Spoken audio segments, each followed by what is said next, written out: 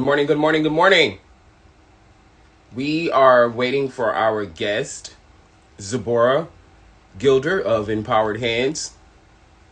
And today, we will be talking, dear artist, from a lion's den to a pack of wolves, book two, book two. Good morning, good morning, good morning. What's up, people? Having some morning coffee, getting the day started. So we will be talking the new book. Got a surprise. I got the copies, the first round of prints of Dear Artist, from a lion's den to a pack of wolves. They came in last night around 10 p.m. Thank you, Amazon. What's up, Jen? Me and Jen were on live yesterday. We had a awesome discussion about respecting the journey. And today, we will be bringing in someone special who had a lot to do with this book. Quite a bit to do with this book. Zibora Gilder is the owner and founder of Empowered Hands. She is I call her a life coach. She is my sister. So she will be able to speak about some of the events. Excuse me if I sound a little bit groggy. I am a little under the weather. However, we still will show up and we still will show out. So this is book 2.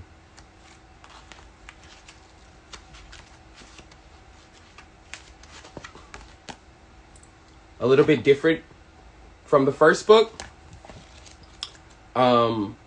The difference is this is a little bit more personable, and a bit interactive too as well.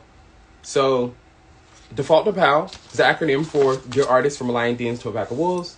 And we made this a interactive workbook, and also just with these mindful exercises. For example, the direction to mindful exercise. In the empty section below and next page, inscribe 5 words that lift your spirit and guide you through life's intersections. Let them flow naturally. These are your compass points. Draw a gentle circle in the center of your page. Within it, write the names of those who light your path. Let their presence on paper remind you of their support. What's up, Tony? I see you, boy. Gentle reminder, these words and names are more than ink on paper. They're anchors in time of uncertainty. Return to them when you need strength. This is what we are doing. We're giving you strength. We're giving you inspiration and motivation to continue moving forward regardless of your situation. So we will be waiting on Mrs. Zibora Gilder.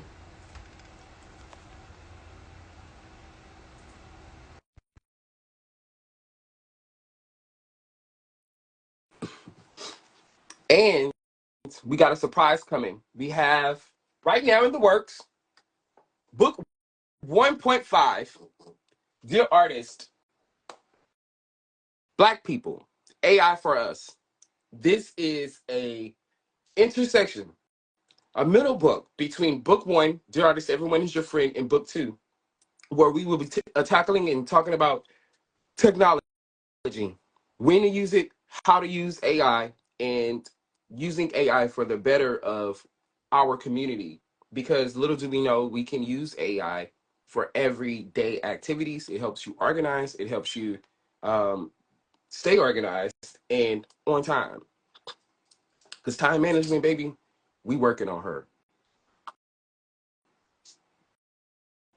So we'll give her a few moments to get here. She is on East Coast time.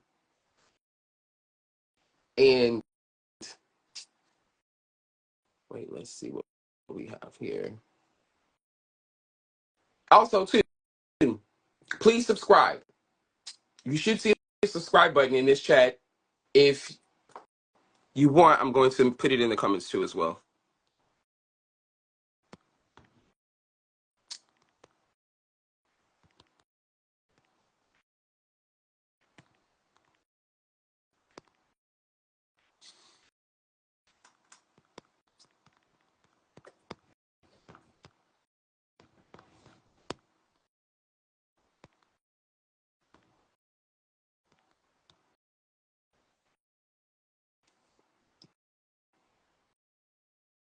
So we are offering opportunity for those people out there to support whatever dollar amount is okay. The Cash App is right there. This is so that we can continue to provide you with a free live streaming that is eventually, as me and Jen discussed, we are working on a live television show. That's what's going to happen. It's going to grow into that. And that's just is what it is. So let's see if we can get Ms. Zibora Gilder in here.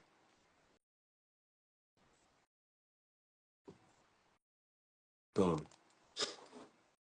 Let's give her a call.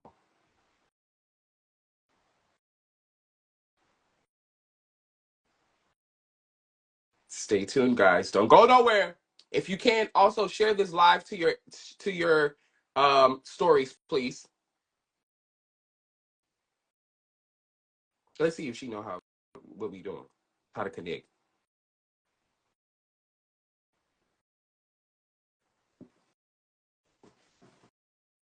And we are right here at Smart Guy Takeover headquarters. Oh yeah, baby.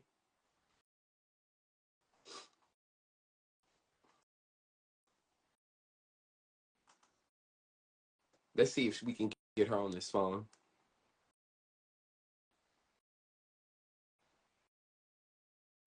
Okay, Zibora is here now. Hey, Zibora, you're unable to join. Um, there we go.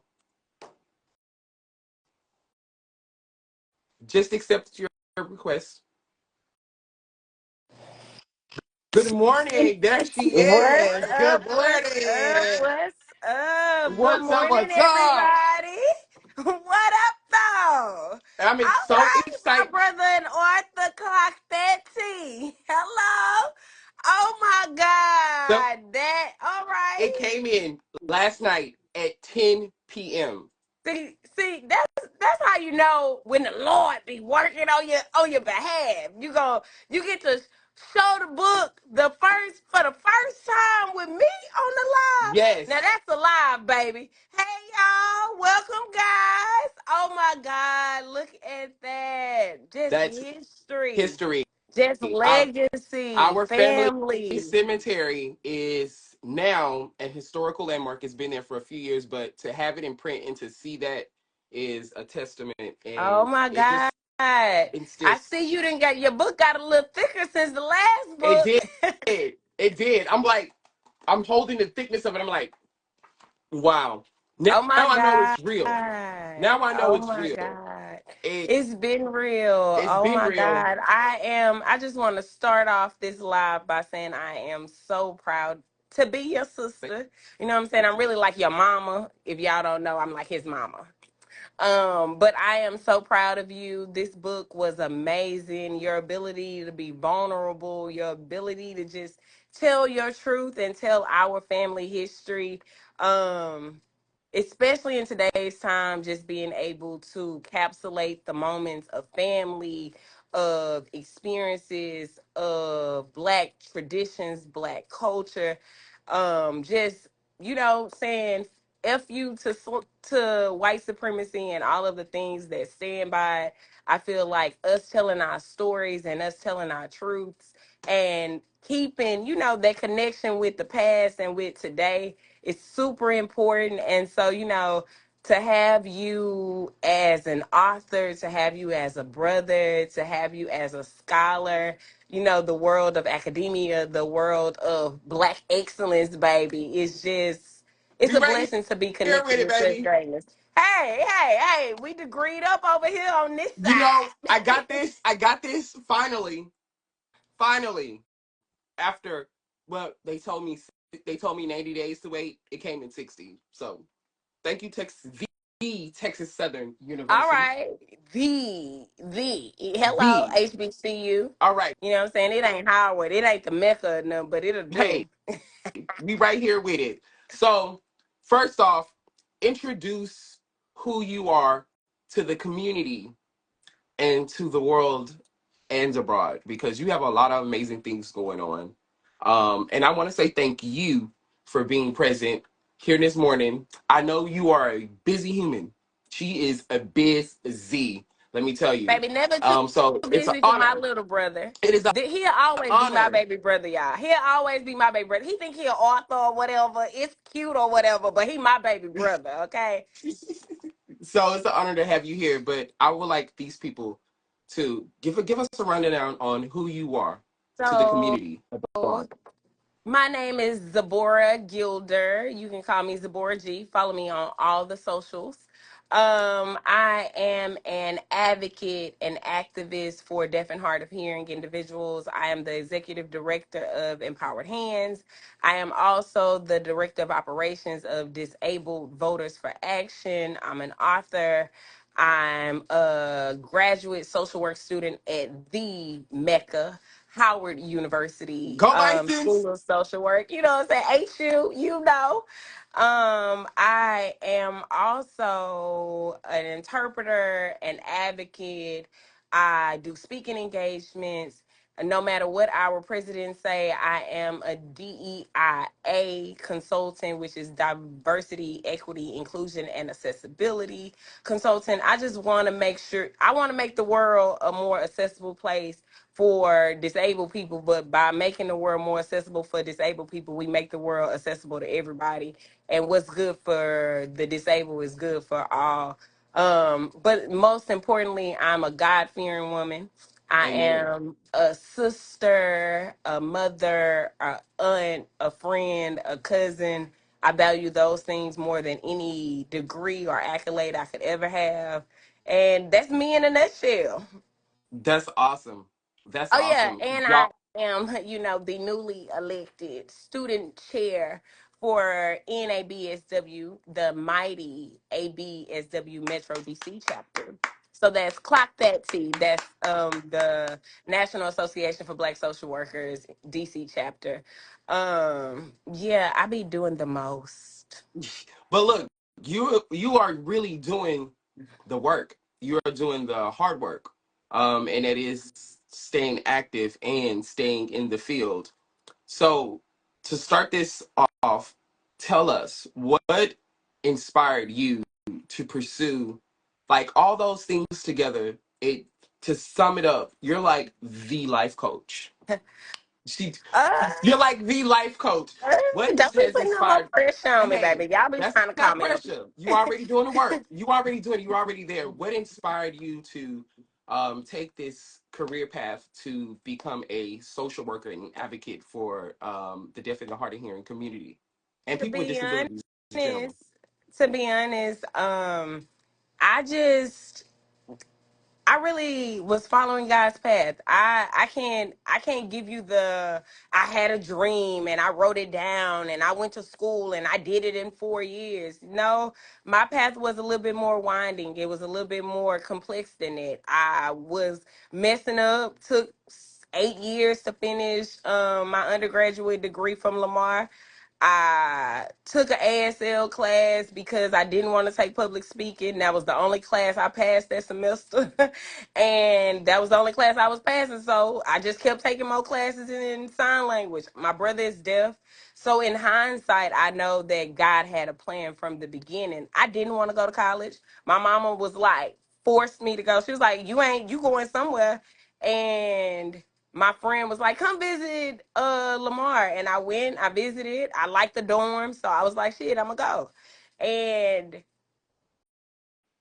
it wasn't by happenstance that I ended up at that school where they had a deaf program where all of those I've been going to Bowman every summer my whole life. So to go to Bowman one more summer wasn't nothing for me, right? But I can't tell you that I knew what I was doing. Or even with Howard, I went to a conference, I met a person, and they was like, you need to apply. And I got ADHD, I'm impulsive. I was like, hey, bam, mama, I'm going to Howard. She was like, girl, get off my phone. My grandfather had just died 2 weeks prior. And it was like, well, this opportunity is here. I don't think I'm going to get it, but hey. So for me, I can't say that this path was a planned path or was the path that I wanted to take. It was just the path God had for me, and I just kept doing it. I just kept showing up.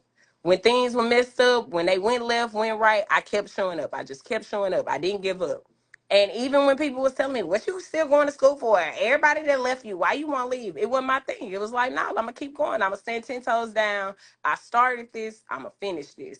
And that's been the story of my life. When I want to give up in the great Nipsey Hussle, I just didn't give up. I just kept going. I felt every emotion that everybody else feel when it Mm-hmm. comes to entrepreneurship. I just didn't stop. So with empowered hands, and to continue to keep going, when you come to that space where you say, look, this opportunity is right here, and this opportunity to continue or to start a new career path, like, how do you make that decision? Because that's a crossroads. I found it, like, for me, when I hit that crossroads, I call someone to get advice. I pray about it. I do all of these different things, but tell us about what are those things that you do in order to make a sound decision on a huge, like, change in life when you hit those crossroads. So yesterday I did a human design quiz. It's like, so when you get to being a social worker, you just get fascinated with all these tests, right? So one test that people take is the Myers-Briggs or the Enneagram test or the human design test. And so I took it yesterday. And what the results of that said was I'm an instinctual person. I'm a projector, right? And that's what I would say. Like for me, I go with my gut. I go with the Holy Spirit dwelling in me. I go with that little inkling.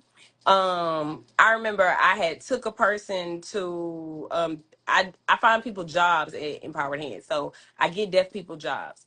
One of my clients had a interview at HEB. It was around the corner from his house. He could really walk to HEB, but he was deaf, he was autistic. So I was like, his mom was freaking out about him even getting a job. So I just was like, I'm gonna go pick him up. I picked him up. I saw a house when I was headed to HEB, kind of caught my eye.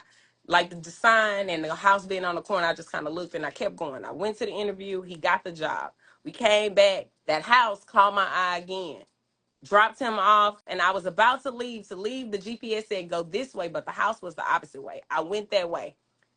The house, what caught my eye was the phone number was wrote out in hand. I called them. I had been living with my mom for 2 years because my grandfather was like, you trying to run a business, you need to take the sacrifice. And I had been paying my mom $400 a month. Some months I had it, some months I didn't, but it was only $400 a month. I went in this house. I called a lady. The lady was like, we're in San Antonio. We can't come down to the weekend. I was like, that's fine. I'm working. I got to go to Bowman tomorrow. So that actually works perfect for me. Me and my mom went in this house, and I instantly was like, this is my house. The lady said it's $1,650 a month. I had only been Mm. paying $400 a month. I didn't hesitate. I said, give me the paperwork. Mm. I said, know what? I don't have no check stubs because I'm a business owner. I don't have none of the things the lady needed. She was like, well, send me your bank account. I'm thinking my bank account it gets a lot of money, but a lot of money goes. So it's not showing that I'm keeping a lot of money. It's just showing that money coming in, money coming out. So I'm like, well, whatever. If it's meant for me to have it, I'm going to have it. I ain't doing no line. I'm just going to do it. And I say that to say I ended up getting a house. It was my house. I ended up never being late, never missing rent, being able to pay the $1,650. I don't know where the money came from, but I knew the moment it was a gut feeling. When it came to my business, it was a gut feeling. When it came to moving to DC, it was a gut feeling. It I People overthink it. Don't overthink it. Nike it. Right. That is my motto. Nike it. Just do it. What's the most that can happen? Amen. You gonna tell me no? So, but I'm assertive. Faith without works is dead. So yeah, I'm just doing it. Yeah, I'm feeling it, but I'm assertive. When I was at the Black Deaf Symposium, I went and introduced myself to every speaker at this conference. Every speaker. One speaker said, "Hey, you need to come to Howard." Hmm. I applied. I said, but my grades were 2.5. It took me 7 years to graduate college. I I don't think I can get her no Howard. He said, just apply. Don't worry about it. I did. So part of it is instinct. The next part of it is just doing it.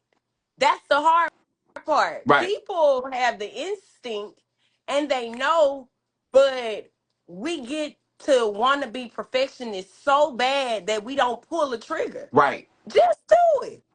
Just What's pull so the wrong trigger. with it? Just pull the trigger. Just pull the trigger. And in that process, trust your gut. I call that gut feeling. That's when that's faith to me.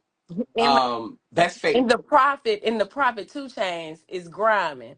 It's the right grinding and the right timing, right? Right. You it's that faith.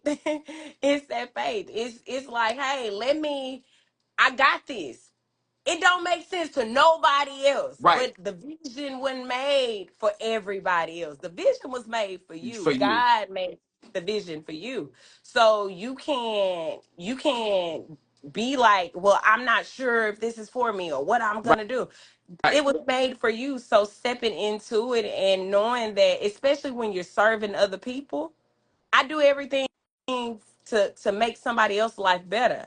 How can I not go to the next level? Right. Hey, Right. Dr. Cosby. That's awesome. I'm good. That's awesome. So diving in, diving into Dear Artist book series. You read Okay. book one, Everyone is Your Friend, and then now you've read one of the first people to always read my books, because your opinion does matter and it holds a lot of value in my life. Tell me, what do you think of the difference between book one and book two? I think that one, your growth and maturity as a writer has came a long way. In the first book, it is just releasing, right? It's all of this pent up things that I've had for all my life. It's like an artist's first album, right? They've been working on this album their whole life, so it's a masterpiece. And usually that second one is either gonna be a flop or it's never gonna be as good as that first one, right?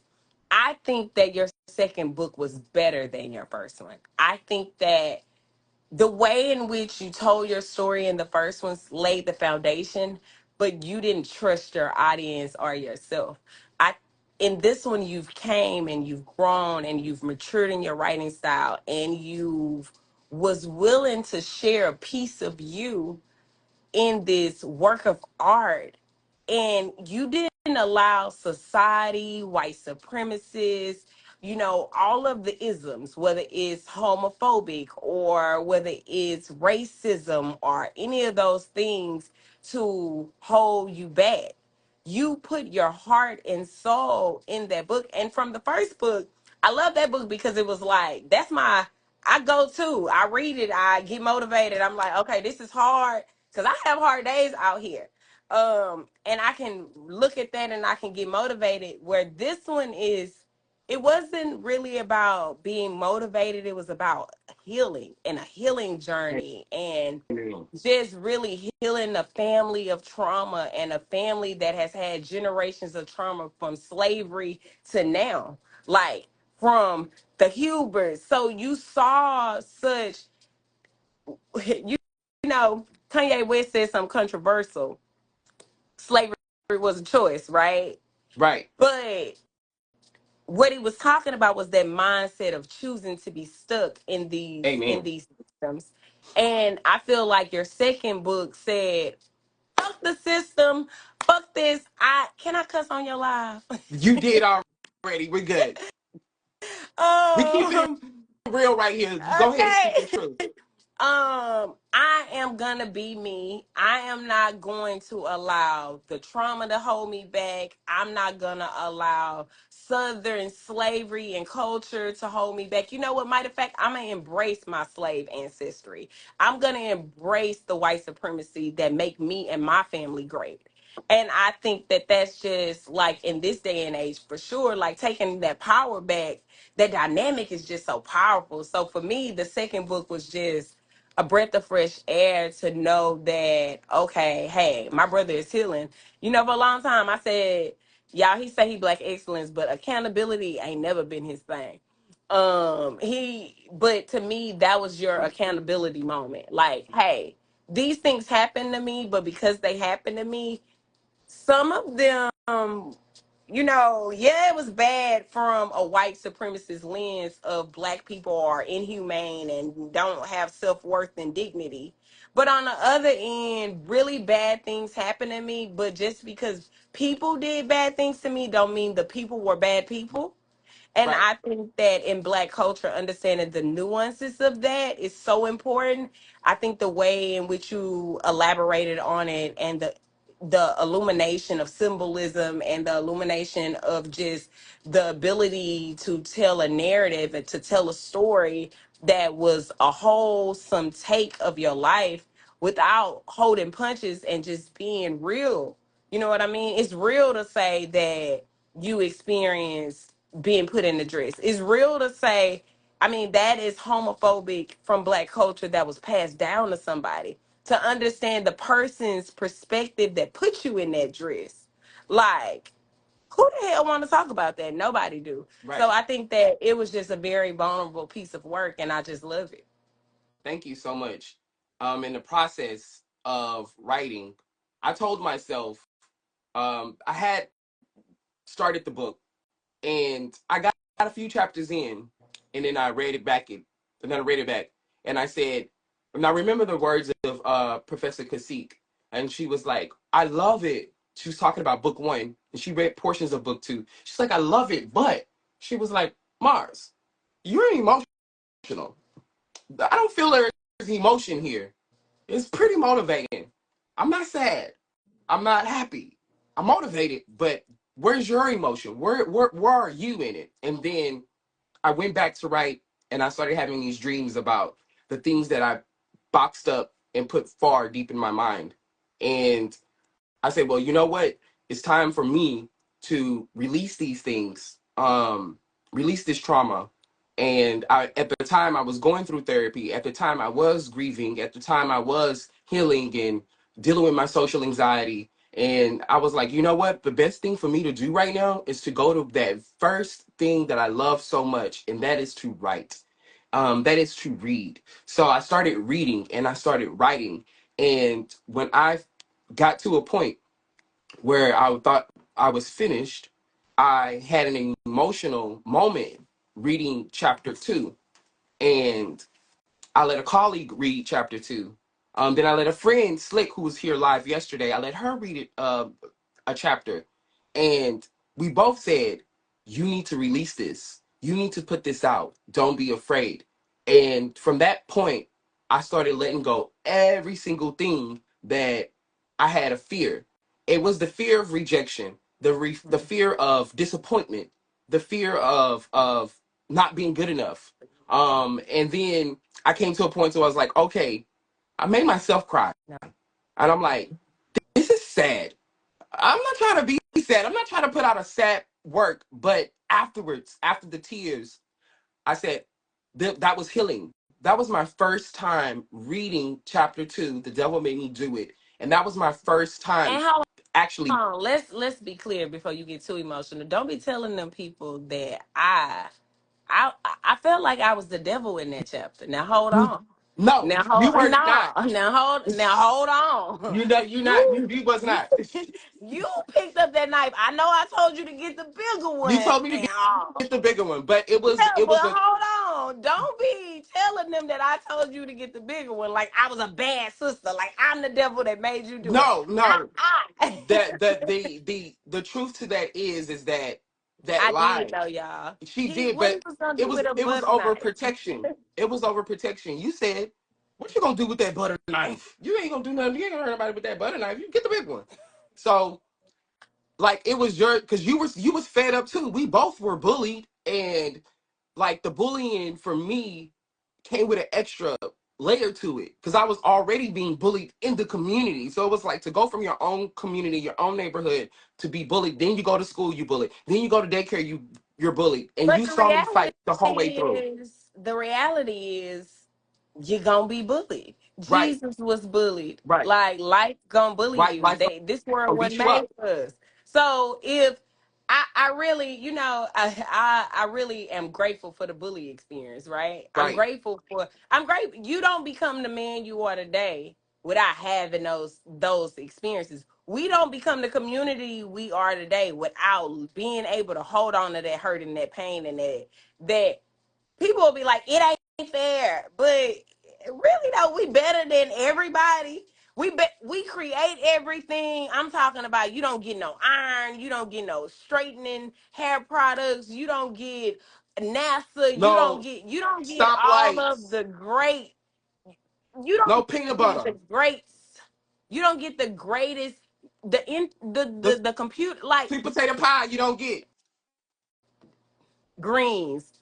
We took, in Jay-Z voice, we took what y'all discarded and we ingested it. Like it's bigger than that. So, we take scraps, we take lemons, we make lemonade.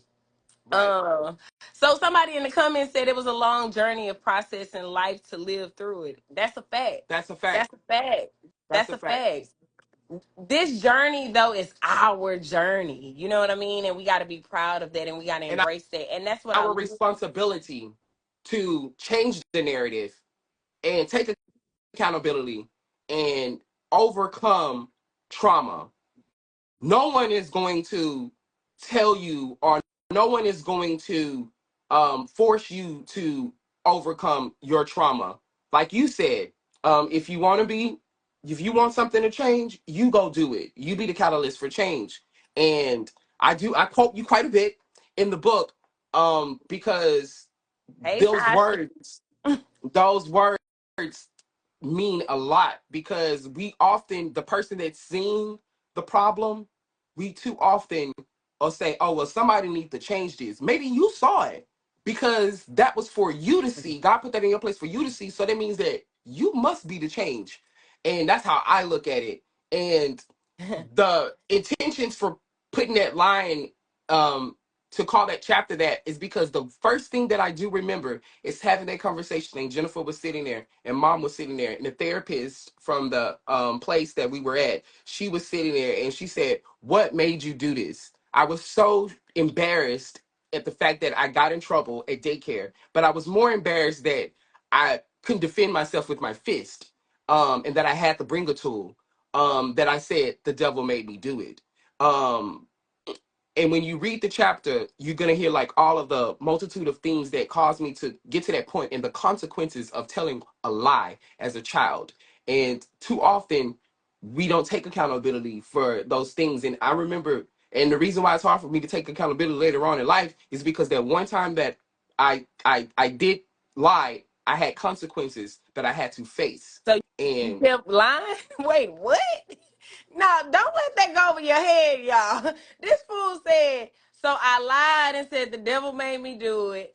I get in a whole lot of trouble. Then the rest of my life, I'm going to keep lying. I boxed it What? up. I boxed it up, and I erased the whole entire experience, the whole memory, the whole See, entire this is why he consequences. invited me, y'all. Because, see, I ain't going to let him just get shit like that off. Okay. So in that process, like, this was my moment. This, when I mentioned and brought all of that back to life, I was like, wow, that was me taking accountability for that lie.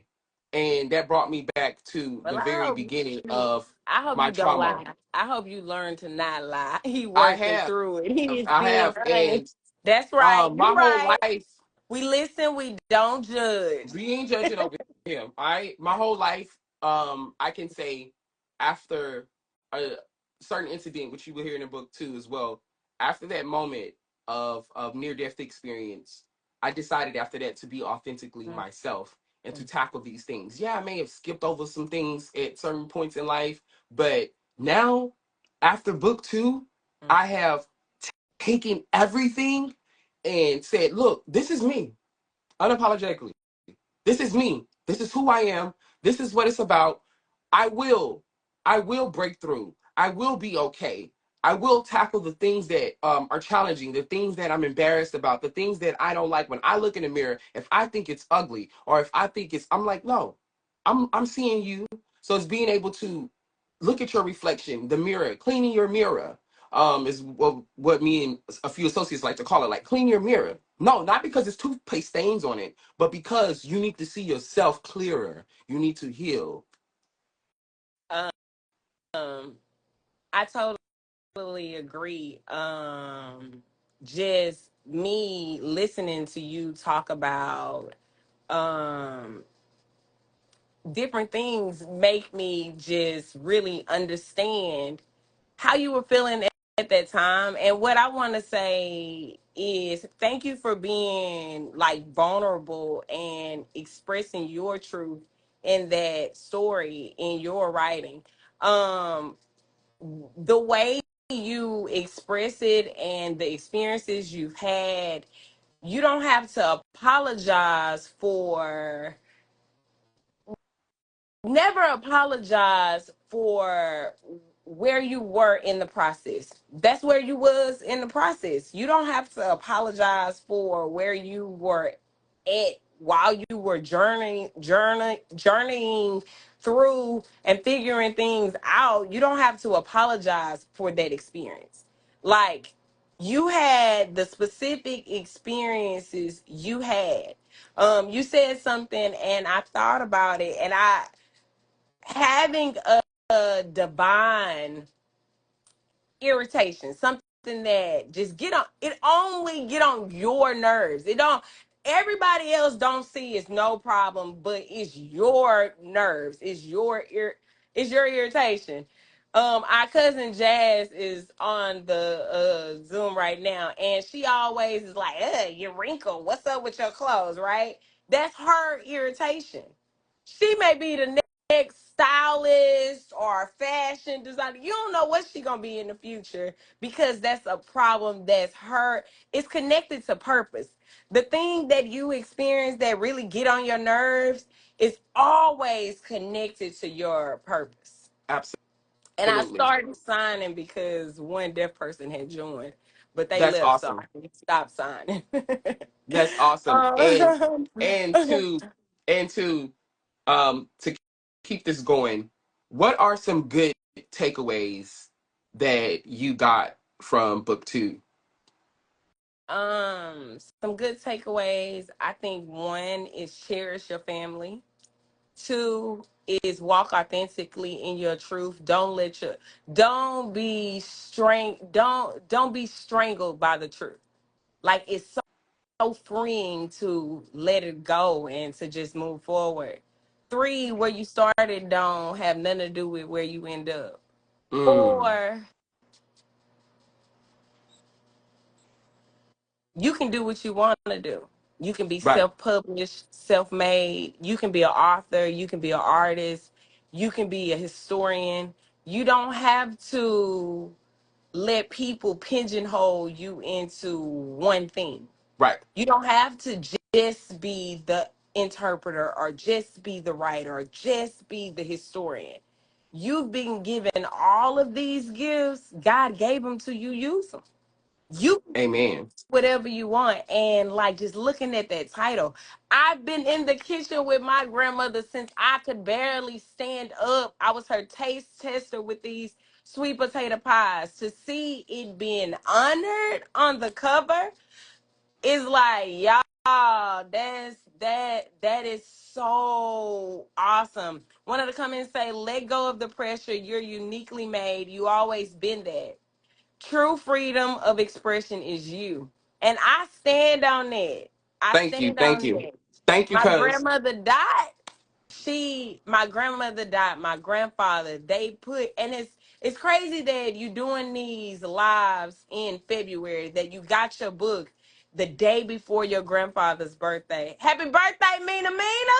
Happy birthday, Mina. It's your birthday, Yes. boo. It's her birthday. It's your birthday. And I got a copy Oh, for you too. oh. Don't hate on my little one too. Y'all know I be, you know what I'm saying, moving a And little bit. speaking of cherishing family, I this book was also too a moment for me to heal, but in that process I was grieving, and I've been I kept hearing Dot. I kept hearing Papa. What did it mean to you, because they're your grandparents too? What did it mean to you to have certain portions of this be a homage to our lovely grandparents. Our lovely grandparents, our lovely Piney Woods, East Texas, Camden, Corrigan. What up, Corrigan Right? Bulldogs? What up, Ready Ice at the Polk Family County, Dollar? What up, Brookshire Brothers? Lily Island. What up, Lily Island Baptist Church Right. with the squeaky steps and the wood Right. The porch squeaky where wood you floor know and the pew squeaky. the slaves was sitting over there uh popping the peas. um okay, my ADHD. Ask me that question again. What what did it mean to you to have to see your grandparents, our grandparents, these pieces that were dedicated to them? Like, how did that affect you? I think I need them so much now. Like I live in DC and I never wanted to leave Texas ever. Like Marrshun, he was gonna be what we calling you right now? You Marrshun, Mr. Dear Artist. What's your name this month? Formerly known It's as Ye, Edward Kanye. Marshawn Preston. I'm using all of it. um, that was such a big part of it. I remember driving on the dirt roads. Like somebody was talking about they didn't learn how to drive to 18. I'm like, girl, we've been driving like picking plums off trees since 9, 10 years old. Um, I need them so much right now, and I miss them so much right now, and I love them so much. And like with DEI and the Trump executive orders, my whole life is under attack, right? My job, my blackness, my being a woman, the deaf people I serve, my financial aid. I work at Gallaudet. That school is a deaf school. Um, Howard is a black school. They're trying to destroy all these things that are at the core of who I am. So I'm watching General Hospital every day. Now I was doing it anyway because my grandmother, you know what I'm saying. But it was our thing. I would be able to call her and talk about General Hospital, my soaps, and I would be able to talk to my grandfather about like I could never see myself not having my rent money or not struggling or the business is struggling and I just had a cushion that I depended on. So reading this book really made me feel like I still had that cushion and it made me cherish the memories, cherish the wisdom, know that okay, we just not taking no wood nickels No during with this season. nipples. You know what I mean? Those African American colloquialisms that have been passed down, you know what I mean? Just I can hear my grandmother telling me, like, we ain't dealing with that broke ass nigga. you know. Hello, dating. Dating through dot lens. Now that's a book. Right. I can see I felt them and it made me feel closer to them and it made me just feel like no matter what to be able to look back and know like and see the symbolism and the visual imagery of them throughout this book just gave me a sense of solace, That's just awesome. peace. I like look at it like chapter 5, a black funeral, for Dot, for Paw Paw. That chapter, and I start off with memories, and I talk about how me and Dot used to we used to take these rides, and my earliest memory is of me throwing a milk bottle out the window, and she always brought it up. And then from now, for me to be lactose intolerant, I'm like, maybe that was something deeper about that. But it was healing. It was healing to actually write and to paint like memories. And that to me to release these pieces of works, whether if it was writing, whether if it was a poem, whether it was painting, was a process of healing. And then also to talk about Black culture, we're losing history day to day. People want to take away.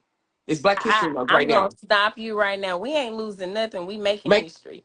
They were, history. This is true. baby. We are history. We are the culture. We are Black And excellence. We are excellence. man, We are the dollar. We are the economy. We are the fashion. Someone said it that like they don't. Where is that comment? Someone in the comments said, I can't find it right now, but someone in the comments was talking about, oh, Jen said it. We're more influential than anyone think. Like, Right. so we have to shape our words over our community.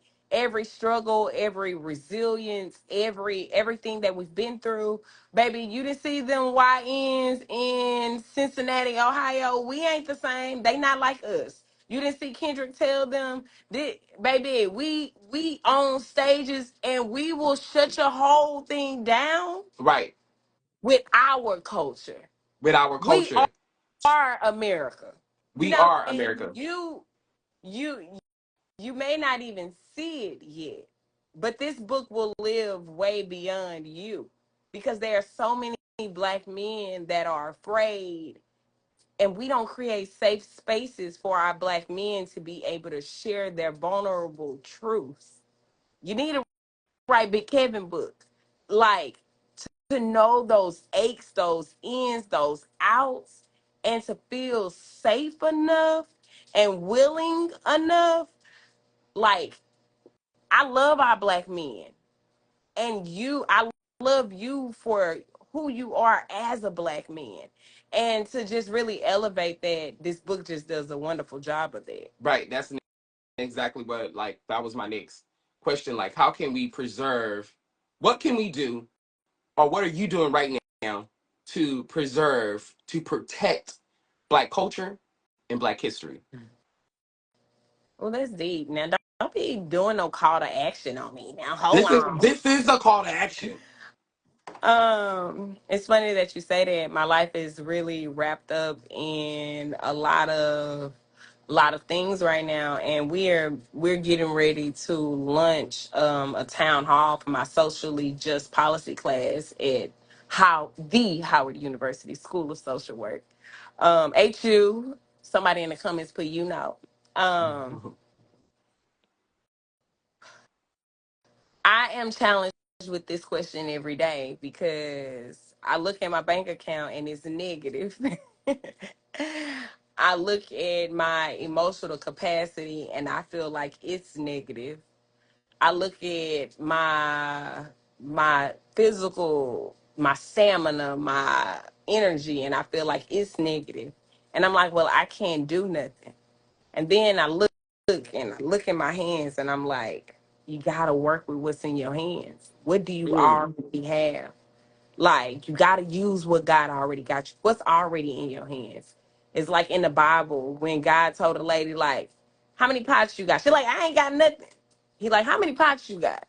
She like, I got 3 empty pots. He like, all right, go to all your neighbors. Go to every neighbor and tell them to fill up the pots. She never ran out of pots, and she never ran out of the stuff that was in the pot because she tapped into community.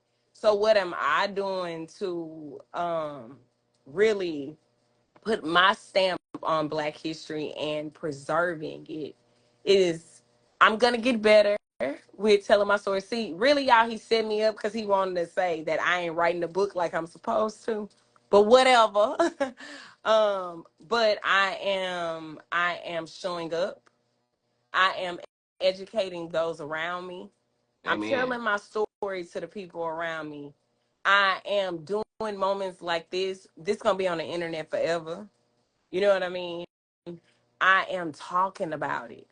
I am being proud of it. I am being unapologetically proud of my culture, my Southern Amen. roots, my I'm letting it be my Black girl joy, and I'm not letting no president, no fake nigga behind the president, or immigrant behind, migrant behind the president. I'm not letting no white supremacists. I'm not letting nobody, white, Black. I'm not letting like Samuel Jackson. I'm not letting no Uncle Sam's. Like, I'm not letting nobody, not my family, not my friends. Like, I have cut off so many people because our culture is so It's important. and I'm So important. reading and I'm educating and I'm spending my last $20 on a James Baldwin book because we gotta write it down. We gotta live it. We gotta live it out. We gotta write it down. We gotta hold on to our culture. And you know, they're taking it out the books, but let's be clear, we never was in the books. We never We've was. been having We already been oral writing history. our own books. We ain't been writing no books. We've been writing a few books, but we've always had oral history and Yes, we oral traditions have. and oral. We passed down. You didn't learn. We don't know who came up with "you crazy as a Betsy bug" Right. or "don't catch no wood nickel." We was passing these things down, and we got to remember that, like, every little kid in our family know all the words to Betty White. Betty Right. White. Ain't no pain, no Ain't pain, no no pain. gain. Like No pain, they, no gain. after the pain, like our kids know those things because that's oral history. Our Right. kids will forever know how to do the do with your boots on because the electric slide ain't in no history book, but you know Right. how to do it. Right. Spades ain't in no history book, but you know how to do it. And those are cultural things that we pass down. Right. So how do I That sweet potato preserve pie my recipe history? wasn't written. It never was Now written. it's And if we don't in a catch book. Aunt Betty cheese pie, when she died, it died. Cause they made that up. Right. Um, but those are the things, and I think that talk to your elders, talk to your family members, man. It gets so hard for us because the important people that were really important to us are not here no more. But we still got some, and we gotta embrace them. We gotta spend time with them. We Right. gotta show up. We gotta, like, Tasha's in the Tasha, thing, and yes, I Granny. see it. Granny we got some stories for Right. Granny. You know what I mean? Right. We We we do. are blessed with the wisdom of the people of yesterday. And I think that it's just super important that as we understand where we came from, we know that we have kids, their kids are gonna have kids, and we gotta protect those generations and we gotta instill in them what was instilled in us. We gotta have soul food Sundays. We gotta have. Right. You think this is their app. Right. This is the people own these things. So we get back to the basics. Back to the basics. I'm writing in the newspaper. You writing books. We are passing out flyers. We getting people at church. We don't like Grassroots. Grassroots. brand our roots. Our roots. That's awesome. And you know what I'm saying, not to be sounding like Big Kevin or Stokey Carmichael or nothing, but we FUBU, Right. for us by us. For us No by offense us. to the other races, if y'all take the information, cool, but this ain't for you, this for us. Right. That's such a powerful, like, FUBU is such a powerful, like, that whole for us by us movement. I tapped back into that with book 1.5, where I'm talking about technology. You said this is their app, this is theirs, but we are here expressing it and telling our story. Like Tasha just said, we are the change. In the comments, she said this: we are the change. We are the change. And this is our responsibility, and our job is to maintain, write, rewrite, retell, pass the Use stories our down. people stuff. Why we don't have fan base? Fan base is more difficult to use, but it's black owned. Right. It so they're like the interfacing. Well, of course, they're not putting money over there. So guess what? But if we go over there, if we make tutorials like we do everything else, we get on TikTok and be like, "Hey, y'all know fan base is black owned." I Are we didn't know still? that. I didn't. I was on Roland Martin, and the clip he said, and I did a panel, and I didn't tell the family because it was a day. But the clip that went viral from it, he was basically like, "Look at your bank account. How many black-owned businesses are you supporting?" Crickets. He was like, he basically said we was full of shit, and it's like we got to we have to support our own. We have to. And we gotta get it popping like we get all that stuff Right. popping. We gotta support our own. And we got to be okay and give our own the grace that we give them. We don't give Amen. our own grace. We hold Amen. our own to unreachable standards that are laced in white supremacy. Right. Every time they have a bar, they keep raising it, and we keep trying to grab it and can't. No, I'm sorry, Right. I didn't mean to hijack your interview. No, you get no. That's why we here with it. That's why we here with it. So to close this out, because I know you got quite a bit of things to do today, and I got to get back to it. Um, I want to say thank you first, and I want to say I love you, and I'm so proud of all of the work that you're doing. You're on the ground. You are fighting the good fight, and to close this out, what is the best piece of advice you could give any person out there on overcoming adversity? In my native voice, be who you is. Be who Be you who is, you is. not be who you are. That code switch language. No, be who you is. Be who you is. Be No who need to you code is. switch. Be Amen. who you is. Be who That's you is. it. So That's be it. who you That's is. all. Be who How you can is. how can people find you? How can they contact you? Please tell us. Um, Follow me on Instagram at Zibora G. And that's where I'm at mainly. So follow me on Instagram, like, post, subscribe. I am gonna be better. I had for whatever reason my job is taking me in this social media route. My life is going this social media way, which is so crazy to me. But follow me on social media. I You can also pick up if you're in Houston, pick up your local African American newspaper. It's for free at your local grocery store. Mr. Malone's son, Roy Malone's son, is the owner of the newspaper, and it is Our Stories. If you are Hispanic, pick up their newspaper. They cannot take our stories away if we share them, but we gotta support what we're doing. We gotta read the newspaper. We gotta share the links. We gotta do the things. So catch my articles in the newspaper. I'm sure I have one coming up in the next 2 weeks. Follow me on social media. Cut on the little bell that give you Amen. notifications, and we'll do more things like this. So thank We you so will. much for having me. I am very proud of you. I am always going to purchase my book. You know what I'm saying? I don't even ask for a discount, so y'all better not. Okay, hello Okay. somebody.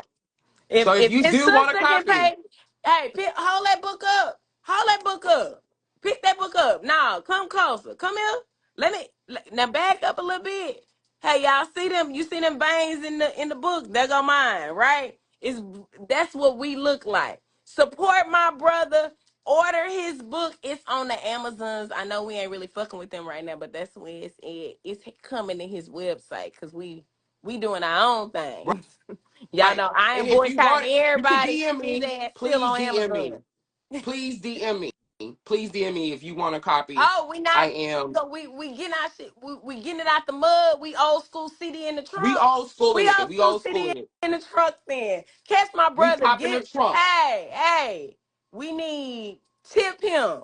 Then we like Nipsey Hussle. We don't want the $20, but give us what you can. 100, 500. Buy the book.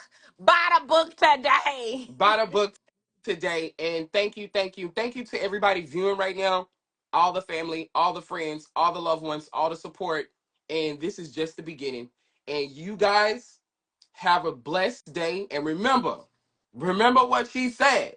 Be who Be you who you is. is. Peace Peace.